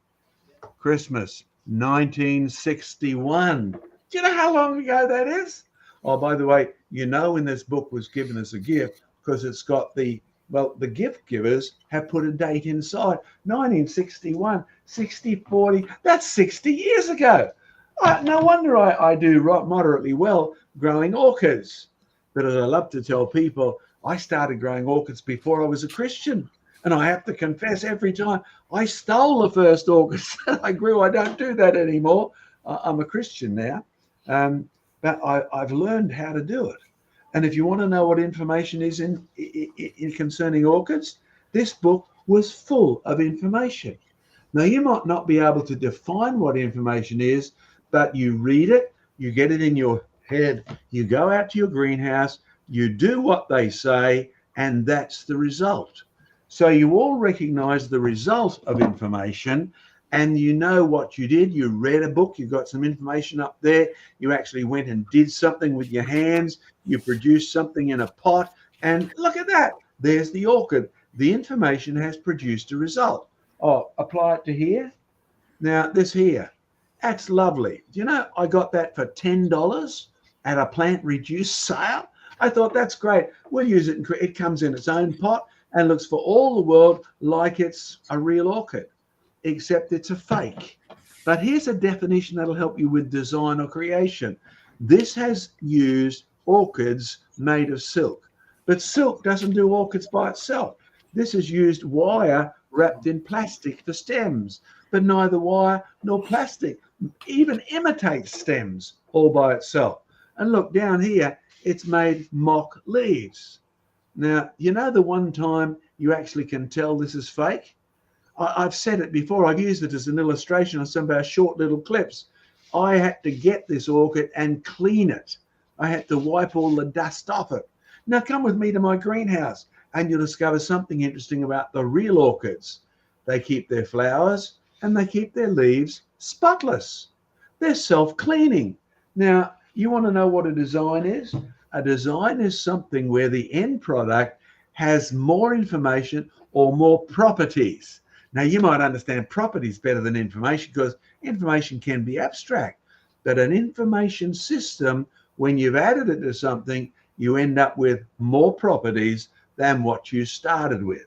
So this one here, the silk now looks like orchids. The wire and the plastic looks like stems. And these plastic printouts look for all the world like Phalaenopsis leaves. Now, they don't do any of that by themselves. So the actual creation, did you catch that word? Creation, design, they're all interchangeable.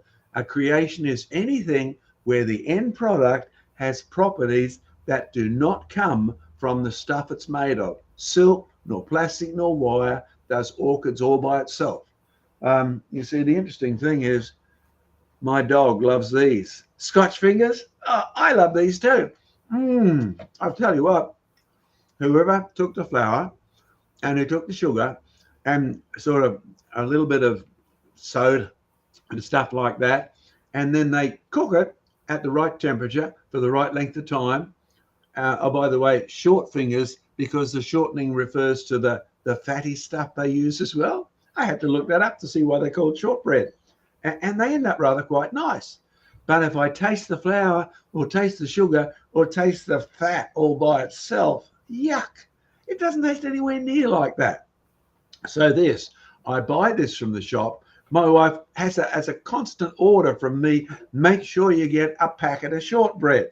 I like shortbread. So does my dog like shortbread. So does my wife like shortbread. But they don't like the ingredients by themselves. So somebody who we didn't see, somebody who we didn't know, somebody who's smarter than a biscuit actually took the ingredients that don't do shortbread and they made them do shortbread. Now, think about it. When you look at this bit of biscuit, it represents matter that you've taken time over. Yep, I mean, you got a recipe book, look up how long it takes to make shortbread. This many minutes at that temperature, then remove it. Biscuit, well, the name's interesting because it originally was from French and it meant twice cooked. You know, they used to use that for sea biscuits to make sure they wouldn't go rotten on the long trip. So there's your biscuit, your shortbread biscuit, and you follow the instructions. You've taken your matter, your flour, your sugar, your water, your soda, your shortening, and for a certain amount of time, you've applied heat to it. So remember the formula we've used over and over again? Doesn't matter whether it's shortbread or boomerang. I'm more famous for my boomerang. You take wood, matter. You take your time, you carve the rock, you use your energy, and then you end up with the boomerang. Not because of your matter, not because of the time, not because of the temperature of the day. You ended up with a shape like this, which when you throw it comes back because of the information in your head. You slope this end slightly differently than this end. Now, if you don't do that, it won't come back. Likewise, if you use the wrong amount of time, if you use the wrong amount of sugar, the wrong amount of shortening, you won't end up with shortbread.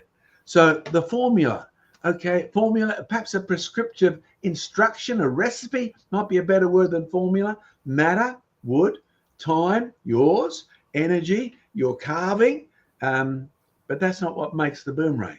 That's not what makes the shortbread. What you've got is the right information. There it is again, the one you struggle with. I mean, somebody designed this book and they took the information in their head based on all the years they'd grown orchids and they put it in here for John Mackay, so his mum and dad in 1961. I mean, that's 60 years ago. I'm old, almost a fossil. But now I've got lots of information and people come to me and say, how would I grow this orchid? No, don't do it that way. Do it this way. Here's what I've learned. The information's in here. I'm now passing it on to you. And if you go and you do it that way, you will find the information produces a product which otherwise will die. Matter plus time plus energy, fine. But they don't produce any design whatsoever. Matter plus energy plus time plus information, which means, of course, our definition is interesting. Professor Ed Nealon produced that video for us. Yeah, when videos were still in vogue. They're just about dead now. I remember giving a video to a young person and he said, what's that? I said, it's a video. He said, I've never seen a video in my life. Well, For him, we had to do streaming or MP4. Can I encourage you to go to our website if you're enjoying this bit that we're doing on recognizing design, recognizing creation? Listen to Professor Ed Nealon. He's a professor and he deals with chemistry and biology all the time. He knows what he's talking about and he applies it to real life in real chemistry. You will love Ed's topic on the design of life. Well, this is the one that kicked off the whole thing. We used to run a program at Griffith University on a regular basis, and let's be blunt. The authorities didn't like John Mackay because John Mackay came in there as the creation guy, and we had hundreds of students turn up. It was voluntary for them, but in reality, because we were doing it via a student club, we had free access. And this was a university, by the way, that believed that man was naturally good. I always laughed when I saw that because I would go into the lecture theatre and there was the data projector, in those days, the overhead projector. It was chained to the wall. Well, the Bible's position is man was created perfect. Man was created in God's image, but then sin came in and now that image has been tarnished by sin and man is naturally a sinner. So you chain that overhead projector to the wall and you refuse to admit that man is inherently now got a problem called sin. Okay, so I was there and my job was to persuade them that there was an easy way to recognize creation. So if you want to follow up on this, go to our website and stream Creation, the Final Proof. And Diane and I, we're going to interact together in a moment, but Diane and I put it together in a book for a course because I was asked by a university in Canada to do a debate. We did the debate and it's called The Great Debate. You want to see that sometime? The education debate. We won the debate and the schooling system said, come in and show us how to incorporate this in our government curriculum. So we've done the whole gamut. We know what we're talking about, that this is a creation. Nobody believes it happened by itself. When you see the boomerang, remember my constant line? Somebody existed before it. Somebody's not a part of it. Somebody is smarter than that piece of wood, use the information in their head to take the properties of wood, use their own time and their energy, add the design to it, add the information, and make it do something that it wouldn't do itself. This has more information in the end product. This has more properties than what it started with. This has more properties. The orchid has more properties. So there's your simple definition of a creation, where the end product has more properties than the stuff it's made from. Hey, Joseph, how good are you? Can you recognize that? And we turn around the right way. That's a Roman coin. I mean, when you see one of these lying on the ground, you pick it up. Why? Because it just doesn't look like an accident. It just doesn't look like something random. You know that whatever metal that's made of, metal doesn't shape emperors' heads and display them like that. Somebody who's not a part of that, somebody who's smarter than a bit of copper coin, actually stamped that on. And then people have been trimming off the edges down through the years to try and get bits and pieces of our valuable metal and put their own coins together. The end result has got more properties than the stuff it's made of. Now, look, you and I live in a recycling world. There's some pluses to that. I mean, you see my egg carton? We like to give some of our chickens eggs. We've got our own chickens and they grow more eggs than we can use. And we put them in the little cartons and we give them to the staff to take on home. Nothing like fresh, homegrown eggs out of our paddock with the lovely green stuff. And they're so bright yellow, really healthy stuff. You do know the origin of this, don't you? I mean, this is recycled cardboard, paper, etc., wet, stuffed together, and then stamped so that it has this shape. Now, you knew that. I mean, you don't need to be a genius. You don't need to be Professor Ed Nealon. The properties of this, that it will hold eggs of a certain number and be shuttable, don't come from cardboard. The end result has got more properties. Where do the properties come from? In your head, not from the cardboard. That's why some cardboard can end up like that. All this cardboard is recycled. It's already been something else. Of course, you do get to a point where they get so worn and so yucky They can't be recycled into anything else except maybe this. And you don't want that to be recycled at all, do you? But you will get it back. I mean, do you buy lettuces from some Asian countries? What do you think went into the fields? Yeah, total recyclement. Yep. And they're trying to do that out here too. Can we not just waste this stuff? Can we not just pour it into the oceans? Can we recycle it in some other usable way? But recycle always involves information about where you want it to go. Because toilet paper, it's true, doesn't happen by itself. Aren't you glad that somebody invented it and found a use for that recycled everything that's got some paper properties? Matter plus time plus energy plus information. The bit that's very ethereal, the bit that you struggle with, the bit that people said, well, you can't define creation. It's not a scientific concept. Nonsense. That's why they substitute words like design.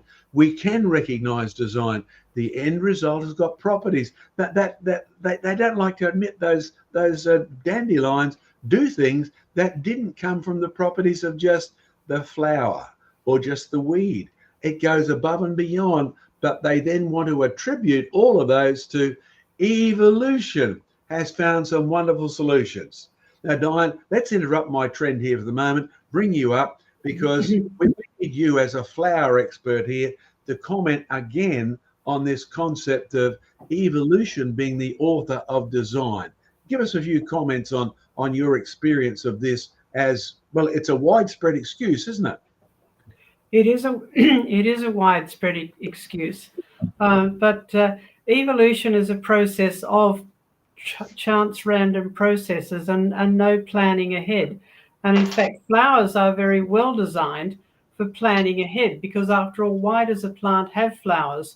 Well, we like to look at them, but that doesn't necessarily do the plant any good, except in an indirect way, in that if people like flowers, they will buy the plants and plant them and propagate them. But for the plants to be propagated out in the natural world, they have to attract pollinators. And so everyone knows that interaction between plants and pollinators. It's one of the best studied interactions between two different living things. But I remember originally David Attenborough's first Life on Earth type program. In fact, it was called Life on Earth, and it was the story of evolution. And he described how flowering plants evolved, color came to the earth, and the insects changed their jaws into feeding tubes so that they could then feed on nectar, and at the same time they could pick up pollen. Now, how did they change their jaws into feeding tubes? How is the sudden appearance of colored things that have nice fragrance and have nice nectar for things to drink, how is that going to change the genes in another living thing that has nothing to do with plants in terms of having a genetic connection? So you've got to explain things like that. It's all very well to describe the interaction that we actually see, but that doesn't explain how it got there. If you're trying to explain the link between plants and pollinators, or even those giant leaves and the living things in the environment they interact with, or the flying seeds, that's a good piece of design, because it means the plant gets propagated further and wider. What is it that changed the genes in those plants? What is it that changed the genes in a developing insect that's going to change its jaws into feeding tubes so that it will come to the flower and feed? It's all very well to describe what we're actually seeing in the real world now, and that's a good thing to do, how it works. That does not explain where it came from. It doesn't explain the forward planning that's needed in order for two things to work together. They both have to have complementary functions. That is the process or the production of a mind, someone who can see the end product of two things that are going to work together, or two components within a living thing, such as the the water lily leaves with their amazing structural pattern of veins, so that the leaves are big enough that the plant can maintain them and they won't sink, and to have all of the little holes so that when it fills up with water from the Amazon rain, the water goes through them and doesn't fill up the leaf and make it sink. It's all of those little things you've got to think about. They're evidence of forward planning. Diane, Professor Ed Nealon makes a wonderful point that there can be no information without mind. So when That's you right. see information in a what's called a design by an evolutionist, it doesn't come from any chance process, because they're using a mind to describe what they're seeing. And in order for you to do that, you have to admit, well, my mind can think because my eyes can see, and my eyes can see because it's got an interpretation program in there, and it's got a question that's been asked about, why does this trilobite look like this?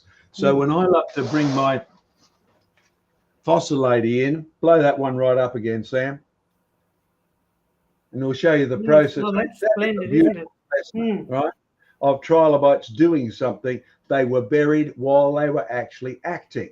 And there's no doubt about it, the scientist who has to deal with that begins to describe what he can see and then frame it in terms of his knowledge. You don't get trilobites or lions or giraffes lined up following one another unless one body out of that is at least thinking. Mama at the front, Papa at the back, Grandpa in the middle, right? They are all doing some thinking in some way, shape or form, either minimally or maximally. They're choosing the direction they go. And then they'll describe, well, they're so well preserved, it must have been buried rapidly. Now, all of these things, they will then turn around and say, well, this is wonderful. We can see the evidence here. And look at the trilobite. It's got 3 lobes, it's got legs, and they will never once get to the point of saying God created the trilobite in the beginning. They have a rule that says we will not go there. So for those of you who are struggling with the issue of design, make sure you haven't adopted the framework of the scientists unconsciously by not being allowed to actually think about creation from kindergarten onwards. You begin to believe God is irrelevant to science. And yet if you pick up the work of the first scientists, whether it's Isaac Newton or some of these others, you actually learn what they were doing was thinking God's thoughts after him. And I'd encourage you, begin to say, well, look, I can explain this far better if I take my fake trilobite, which is a copy. I mean, this is beautiful. I didn't get this for $10, right? Blow that one up, Sam. They can't see that very well. Can you blow that one up? Full scale? There we are. I mean, look at that. Now, that's made of brass. It's a beautiful specimen. And the original trilobite looks exactly the same. And yet the scientist says, this one you pay $10 for. It's worth that, $20, $50, whatever you pay for it, because it's intelligently designed. Brass, bronze doesn't do that by itself. And yet the original trilobite that you saw over there is the result of millions of years of evolution, designing. Now, the person who commented evolutionists can't talk about design is absolutely right. They make design meaningless.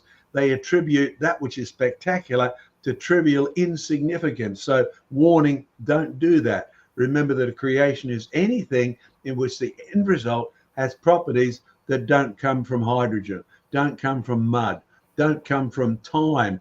They don't come from anything that's happening by itself. It's from outside information. Get Professor Ed Nealon's DVD, and he does a great job on how you're recognizing life was designed. Joe, you got any comments on that before we move on? No, it's pretty good. It's something that's helped me massively, since being involved with creation research, is looking at the evidence of design and defining what design is. I remember, for a long while when you would get into discussions and debates and we'd talk about stuff like information, right? And information can only come from an intelligent source, but that doesn't really define what information is. I mean, information is design for sure, but how would we define design? Just looking at information on its own isn't enough. We, really need a definition for design so we can work out, well, how do we know for sure that it was designed? right? Because a design equals a designer, therefore it equals an outside source, an outside being to actually come and do something. So this is one of the things that really, really helped very early on when I saw Creation: The Final Proof, for instance, and other productions. Darwin's Evolution was another one.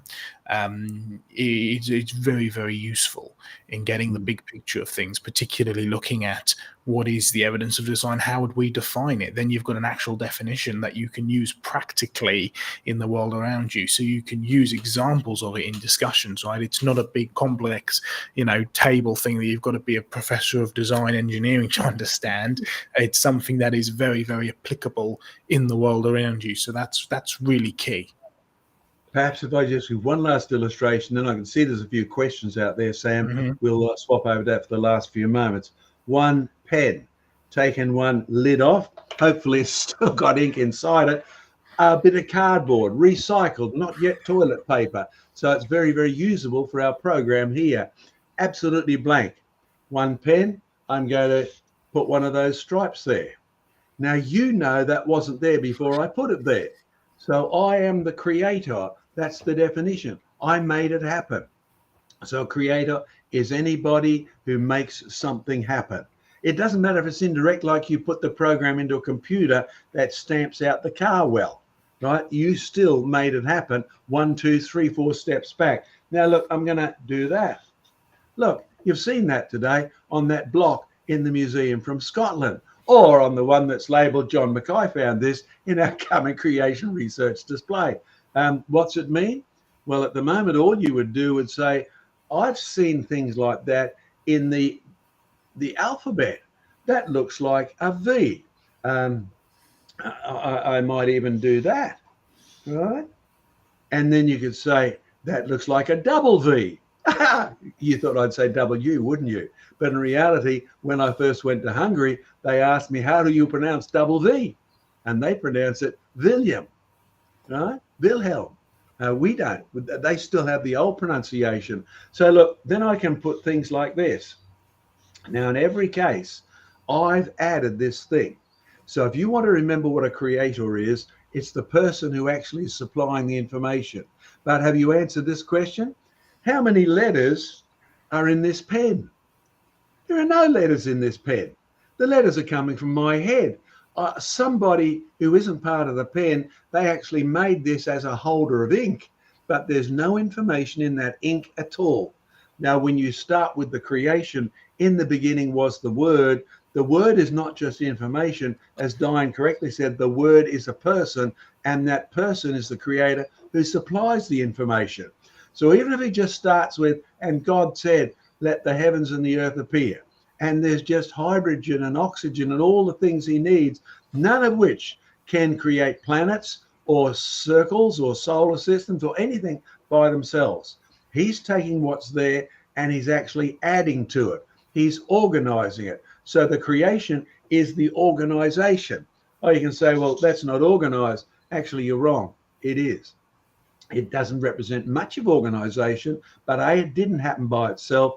B, I squiggled it. And C, I did it with a created object, right? So it does contain some information. So even what the evolutionists calls chance is the result of some sort of organization. I hope you're not a gambler out there, but let me tell you something. If we all knew which horse had been paid to lose, there'd be no such thing as chance, gamble, luck, etc. And when you are gambling, what you're doing is admitting you just don't know all the variables. If you knew all the variables, you could pick the winner every time. If you knew what this meant, is that a V? Is it an ancient Scottish symbol? What is it? Is it an ancient Celtic symbol? Was it there when the Romans were there? We just don't know. We might come back to that another day. We'll look through the whole collection of creation research. But there's the object I'm creating it with. There's the end result, the creation. But here's me. In the beginning was John Mackay. Not too long ago, of course. And he put the information that's in his head and he put it in ink that doesn't do letter V's all by itself. Now, if I was to actually define something there, you could say the cardboard plus the ink, they're the actual products that are, the materials that I'm using to create a product, which is the letter. Now, the materials have a certain level of information. the end result, the letter V, has more information than existed before. So again, we always end up back with this simple definition. The end product, the creation, has more information than what was there at the start. And the information, hint, hint, wink, wink, nudge, nudge, has always come from outside. It is not a property of the system. Did you get that? The information in the V, the information, all these, has always come from outside. It's added to the system. So don't be surprised the Bible finishes with this warning. The Word can actually withdraw his creative power and everything will crash. He holds it together by the word of his power. Don't miss that end of the Bible. And then, of course, it's going to make a new heavens and a new earth. And I tell you what, my body's beginning to need one. Since it's 60 years since I've given my book on orchids, my brain is beginning to need a new replacement. And don't smile, Joseph, it'll happen to you as well. All right, I think it's probably time for questions on any aspect that we have at the moment. No worries at all. Well, thank you for that, John. A very interesting discussion there on design. Actually, I mean, if I actually, you know what, I'm going to do the super chats first before I be slightly selfish and ask a question myself. Neil Grindley has kindly sent us 10 British buckaroos, so thank you so much, Neil. And Iron Matt has sent us a pair character exaggeratedly stretching his arm forward to offer a cup of coffee. I don't have a cup of coffee, so have my water bottle instead. There we go. So thank you so much for the super sticker, Matt. It's much appreciated. Every little bit does help. I've got a slight question on the topic of design before we sort of possibly branch off into different sort of aspects of creation and evolution, whatever.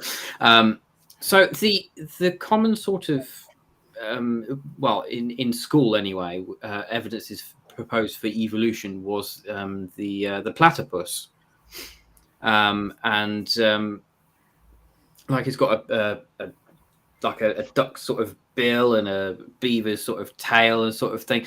Could you possibly sort of illuminate that issue, because some people may be struggling with that? Okay, if you're looking for evolution, of course, as I've told so many people, it was the fossils that busted my confidence in evolution, because at university you would talk only about evolution, but we did have the advantage of using a textbook by a British author on structure and habitat and vertebrate evolution. And it was interesting because he would deal with all of the interpretations of the data. Then at the end of every chapter, he'd say, but you can't see this in the rocks. Right? His name was Professor Carter, a very reputed scientist in his day.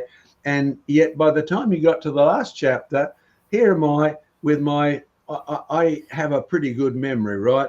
And I'm looking at this summary, and here's the whole book summarized, but you can't see this in the rocks. And that's the point where I sort of basically abandoned evolution. Look, this is nonsense. Now, to apply that to the platypus, when you look at the first corals, you look at the first starfish, you look at the first trilobites, they're easy to recognize. They just look like the last one. Sometimes the creatures have died out. So the platypus has died out in South America, right? We know the fossils are there. They're just bigger than the ones we've got today, right? Now they're smaller and they still exist, but there is no evidence that they've come from anything else. This is his second point when he said once a group appears in the fossil record, it remains inherently stable. He was into stasis long before Gould and the other guy, right? He just didn't call it that. You see a platypus, easy to recognize, looks like a big dead platypus, and it's still here. You see a trilobite, I got trilobites that are like this, right? Biggest trilobite I've seen is a bit over 1 meter in size. Not in my collection, unfortunately. I'd like it to be, but in reality, you will find that the trilobites continue to be trilobites until the last one seems to disappear. So don't be worried by the fact that there are fossil trilobites in South America and some reports in northern Canada, etc. But in reality, there is no evidence of evolution for any one of the groups. Hopefully that helps you, Sam. Thank you so much, John. Right, okay. So as promised, I was going to put this question up towards you guys. It's a point on scripture that Our friend in the chat, Ravi, seems to be having an issue with. It's Numbers 31, verse 18, specifically, and it says, "But save for yourselves every girl who has never slept with a man." How do you understand it? And he goes down after talking with Rehoboth Baptist and says. It's definitely not what the passage says. You seem to be interpreting it a lot. Is it not just an immoral instruction? Okay. Okay. I know what he's referring to. Do you want me to have a go at that, John? Yeah, go ahead. All right. As anything, you need to understand two things. Number one is context. Number two is where does morality come from? Because on the face of it, it does seem like an immoral thing. Kill all of the women except for the ones who are virgins. I mean, where's the justice in that? However, in literally a few words before that, it says something along the lines of, look at what these women did to the children of Israel under the instruction of Balaam. Now, Balaam, the son of Beor, we've heard about him. He's most famous with the talking donkey scenario, right? And that whole thing was Balaam was, well, he was a prophet of God, but he was also dabbling in the occult. He was into a few different strange things, and he had been paid by the king to go and place a curse on the children of Israel. And God said to him, don't do that, because the children of Israel are my children, right? They're my chosen people. And Balaam said, well, I'm going to go and do it anyway. And of course, we have the talking key scenario and a big aim, everything else. And so what Balaam did is he said, well, I'm sorry. He said to the king, I'm sorry, I'm not going to go curse the children of Israel because I just had a weird experience. I tell you what you need to do. You need to take your women and send your best women into the children of Israel and cause them to stumble sexually, right? To do sexual immorality stuff with the children of Israel. And so they specifically sent the women out to go and cause the children of Israel to fall. And they actually succeeded quite well, right? So later on, when the children of Israel, under God's instruction, they'd come to repentance, they'd sent out, they'd slain the people, right? The instruction was kill all of the women except for the virgins. Okay, why? Well, they were virgins, they obviously hadn't participated in sexual immorality with the children of Israel. That's what it comes down to, right? They had, I mean, in the day, I mean, God, who is the author of morality, he's the one who created us, he's the one who has the right to say what's right and wrong, had stated clearly that sexual immorality is a sin that is punishable by death. It's something that you're guilty of, it's something that I'm guilty of, it's something we're all guilty of, because you see, even if we've never cheated on our spouse, Jesus said that if you look at another woman with lust, then that's, committing adultery with them in your heart. So we're all guilty of sin, and we all deserve to die. That's the basis of it, right? Here we have a specific example of women who participated in actually immoral activity by trying to trick God's chosen people into sexually immoral stuff, and as a result, they were to be put to death. That's simply where it comes down to. So first of all, you need context. Second of all, you need to understand the big picture. You need to understand who God is, and you need to understand why he has the right to actually say that is right, that is wrong, and you are going to be punished for it. You also have a remarkable sign of God's mercy, because the children of Israel also committed adulterous acts, and God forgave them. So yes, God is a sovereign God. Yes, he determines what is right and wrong. And yes, you need to make sure that you're on the right side of him when he comes to judge. And he provided a way out through his son, Jesus Christ. So, John, any comments from you? No, it's very vital that you have that background before you look at the New Testament standards of morality, where Jesus makes them even tighter. The one you referred to, if you even look at a woman in lust, right, that's adultery, right, or vice versa. And likewise, when it says prostitution is forbidden, you're not to get low with a prostitute, for the simple reason that two people become one flesh, right? Your spirits really become one. And there are all sorts of even demonic consequences of that, right? So that you need to make sure you understand that all of these rules of sex are not just happening as Paul's making them up. They have a real background in A, God is the creator, B, he has the absolute right to make up the rules concerning sexual morality, C, he's always been consistent, D, if you sin, then you can repent. I mean, the people of Israel were warned that if they didn't repent, they would be judged. And he's done that over and over again. He did not have different rules for them than he had for other people. So therefore, you will find that even Rahab, right, the harlot, she could repent and become a believer and finally end up in the family tree of Jesus Christ, right? And so you think, wow, that is mercy above and beyond. But that's the way God has done that, and he still behaves in exactly the same way. Fantastic stuff. Right, thank you for these answers. Right. Oh, Joe, we can't hear you. What have you done? You've done something. You've broken it again. Add some information, Joe. Yes. Well, while he's doing that, maybe I could comment that one of the, going back to the information, one of the burgeoning scientific studies going on these days is what's called biomimetics, and the suggestion about the solar panels to do with the water lily leaves is an example of that. It's a great area of research where scientists are looking at living things and then seeing if they can design them. Now, in order to do that, they have to collect a whole heap of information, and then they have to take that information and use their own creative design to produce more information, just like the people who built the silicone models of the dandelion seed. That required a lot of clever information because they had to use a wind tunnel and high-speed video and all sorts of things to work that out.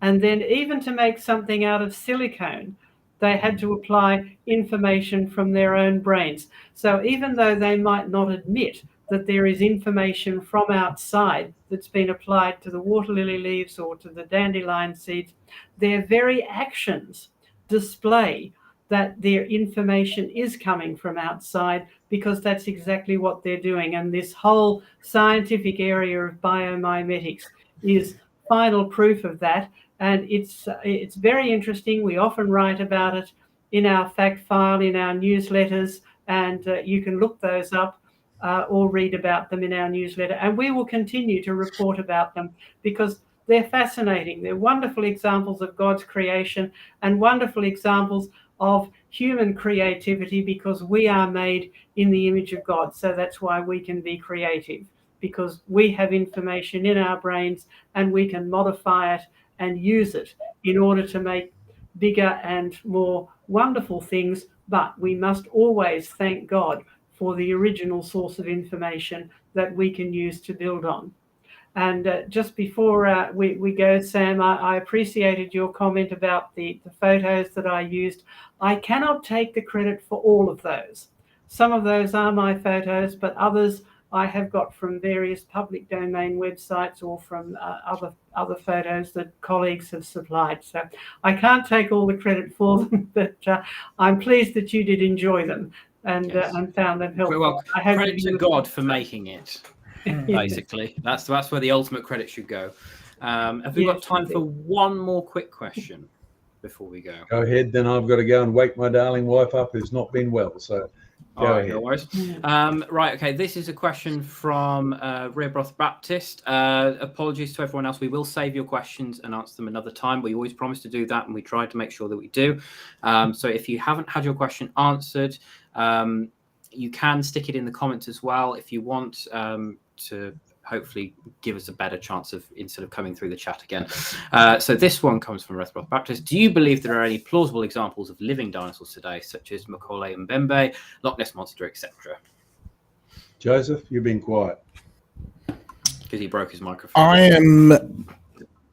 I am skeptical as to whether certainly dinosaurs would be able to survive today. From about dinosaurs, and now that we're starting to find stuff inside their bones, hopefully we will find out a lot more. From what we know about dinosaurs, they require higher concentrations of things like oxygen Higher concentrations of things like CO2, a much healthier and better atmosphere. And yes, you heard me right. Higher concentrations of CO2 equals better quality atmosphere. It's something we've known about for a long time, because you get greenhouses and you pump them full of CO2 and the plants do so brilliantly, the atmosphere in general becomes a lot better and a lot healthier. So yes, you need a healthier atmosphere, a denser atmosphere, and a more protective atmosphere to be able to have these large reptile creatures that survive. I mean, even if you look at the largest reptiles alive today, they pale in comparison to some of the big reptiles that we know were there in the past. There's other things as well. There's a big debate on at the moment as to whether dinosaurs are cold or warm-blooded, or a mixture of both. To be honest with you, a lot of the warm-blooded argument seems to stem from it's one step closer to for them being able to evolve into birds, right? There really just isn't much actual evidence for it in the slightest.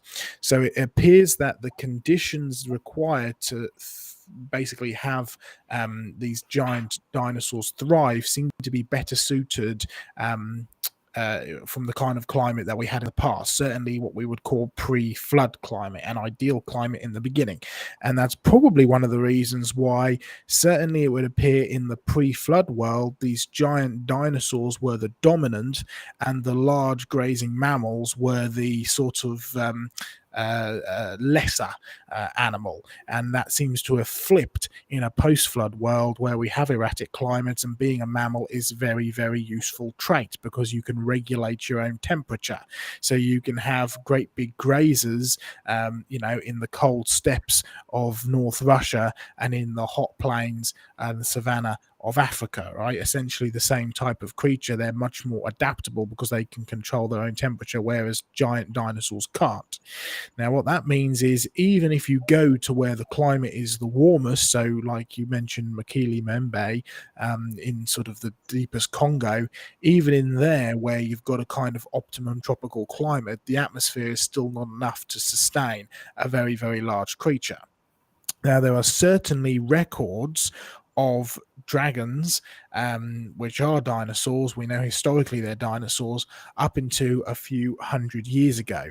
What seems to be interesting is that the records of dinosaurs seem to get scarcer and scarcer and scarcer, or the record of dragons seem to get scarcer and scarcer and scarcer, and they also appear to get smaller and smaller and smaller in size up until about the 1400s, which is really the last kind of major record we have of dinosaurs. Now, you have two things going on here, it would appear. Number one, you have a degression, a devolution, if you like, of climate. Climate is getting more and more erratic as it goes. And number two, at the middle of the 1400s is the end of the medieval warm period, and you have a large cold snap, and we find entire villages abandoned. John and I have been to see some of these abandoned villages, right?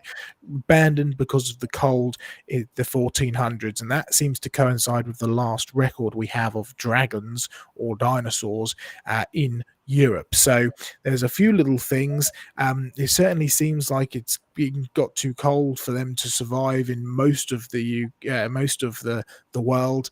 I would be skeptical as to whether there were any large dinosaurs still alive today. There is, of course, a chance that dinosaurs are still somewhere in the deep Congo. Proving it is another thing. But you know what? Even if we did prove it, even if we did get photographic record or whatever, I still don't think it would actually change the evolutionists' minds, because what's really going on here is so much more than just looking at the evidence. It's something that's ingrained into people from day one of school all the way to the last day of your PhD. It's a philosophy rather than an evidence-based belief. Okay, fair enough. Well, it appears you've dashed my hopes of ever spotting Nessie. But there we go. I mean, how does that relate to sort of, you remember the Chinese trawler that supposedly dredged up that was a basking shark. Oh, okay. Well, there you go. Yeah, that was shown to be a basking shark. It did look very plesiosaurid, but it was shown to be a basking shark carcass. Nessie's interesting because what you have are lots and lots of very old myths and legends and stories of Loch Ness Monster, a large beast that lived in Loch Ness from like the Celts and the Picts and the clans. And what's interesting is that all the stories are consistent. They all describe the same kind of creature and they all describe the same kind of large beast. And then it basically stops, it disappears.